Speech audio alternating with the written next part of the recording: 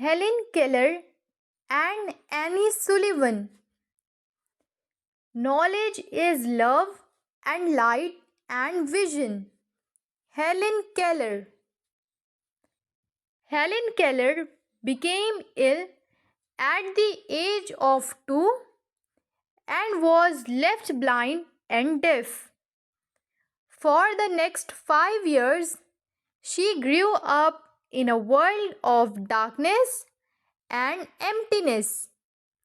She was afraid, alone, and without any anchor. This is the story of her meeting the teacher who would change her life.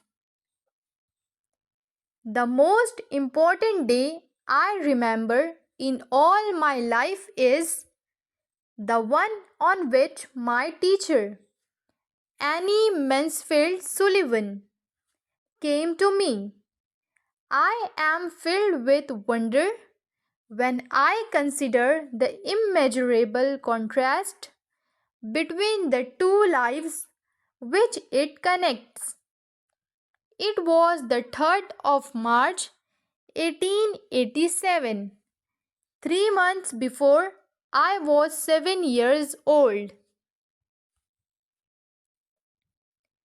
On the afternoon of that eventful day, I stood on the porch, dumb and expectant. I guessed vaguely from my mother's signs and from the hurrying to and fro in the house that something unusual was about to happen. So I went to the door and waited on the steps.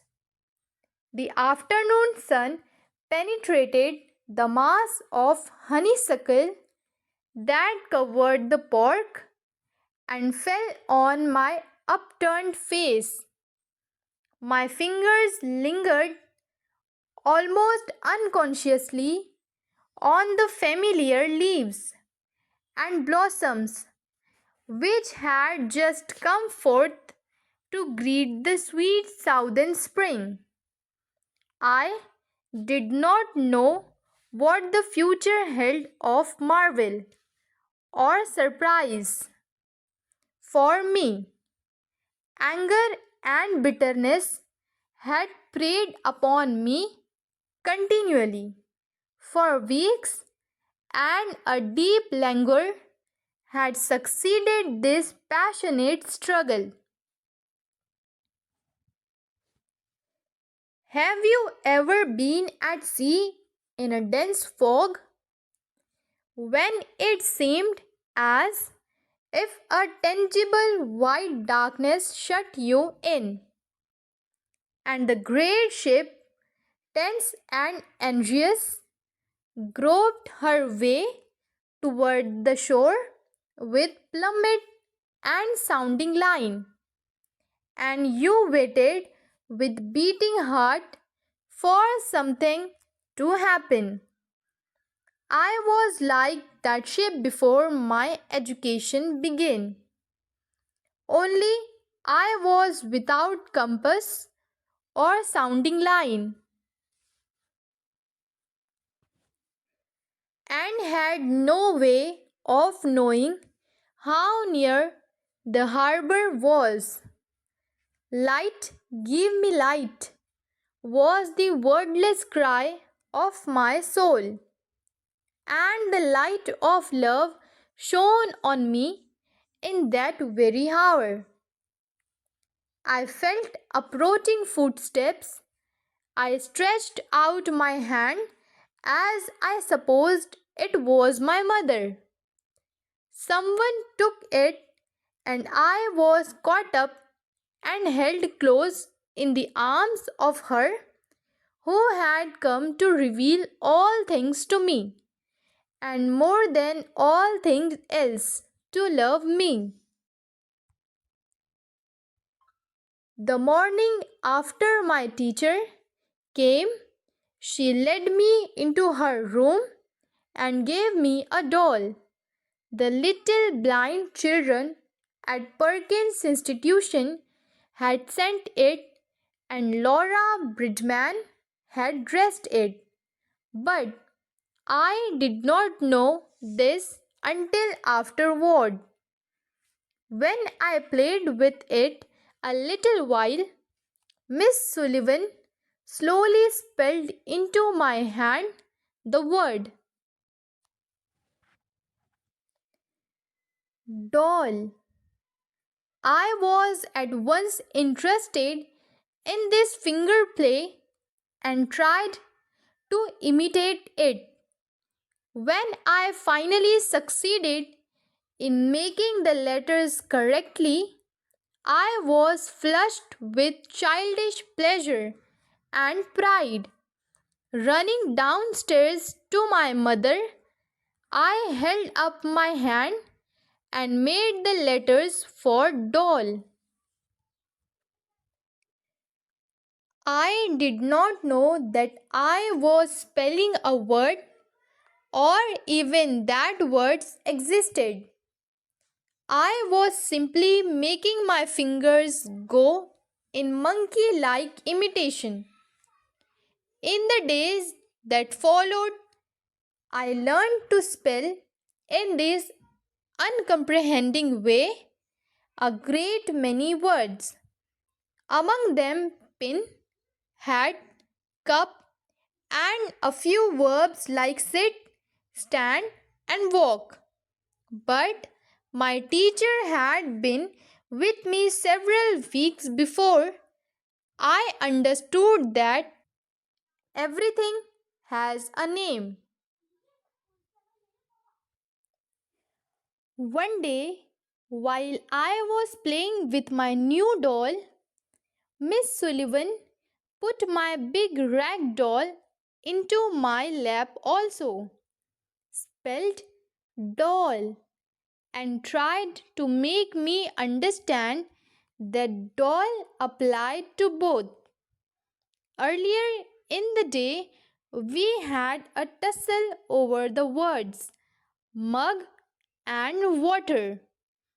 Miss Sullivan had tried to impress it upon me that mug is mug and that water is water. But I persisted in confounding the two.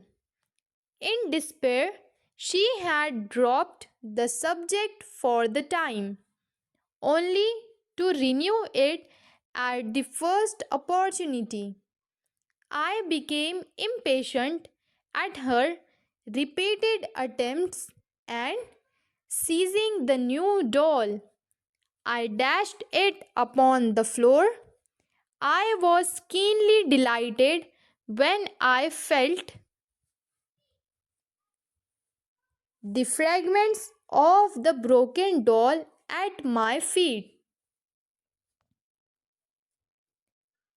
Neither sorrow nor regret followed my passionate outburst. I had not loved the doll. In the still, dark world in which I lived, there was no strong sentiment or tenderness.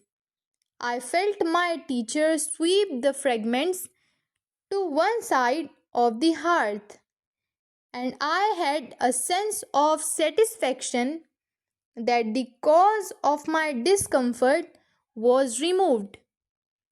She brought me my hat, and I knew I was going out into the warm sunshine. This thought, if a wordless sensation may be called a thought, made me hop and skip with pleasure. We walked down the path to the well house, attracted by the fragrance of the honeysuckle with which it was covered.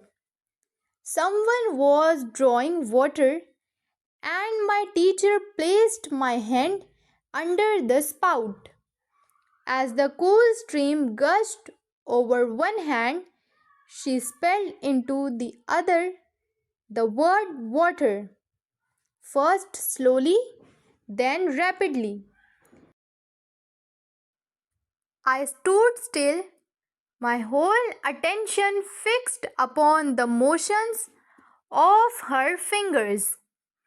Suddenly, I felt a misty consciousness as of something forgotten, a thrill of returning thought, and somehow the mystery of language was revealed to me. I knew then that water meant the wonderful cool something that was flowing over my hand. That living word awakened my soul, gave it light, hope, joy, set it free. There were barriers, still it is true, but barriers that could in time be swept away. I left the well house eager to learn. Everything had a name, and each name gave birth to a new thought. As we returned to the house, every object that I touched seemed to quiver with life. That was because I saw everything with the strange, new sight that had come to me. On entering the door, I remembered the doll I had broken. I felt my way to the hearth and picked up the pieces. I tried vainly to put them together. Then my eyes filled with tears, for I realized what I had done, and for the first time I felt repentance and sorrow. I learned a great many new words that day. I do not remember what they all were, but I do know that mother, father, sister, teacher were among them. Words that were to make the world blossom for me like Aaron's rod with flower. It would have been difficult to find a happier child than I was as I lay in my crib at the close of that eventful day and lived over the joys it had brought me, and for the first time longed for a new day to come. Helen Keller. Helen went on to become a graduate cum laude from Radcliffe. She then devoted the rest of her life to teaching and giving hope to the blind and deaf, as her teacher had done. She and Annie remained friends until Annie's death.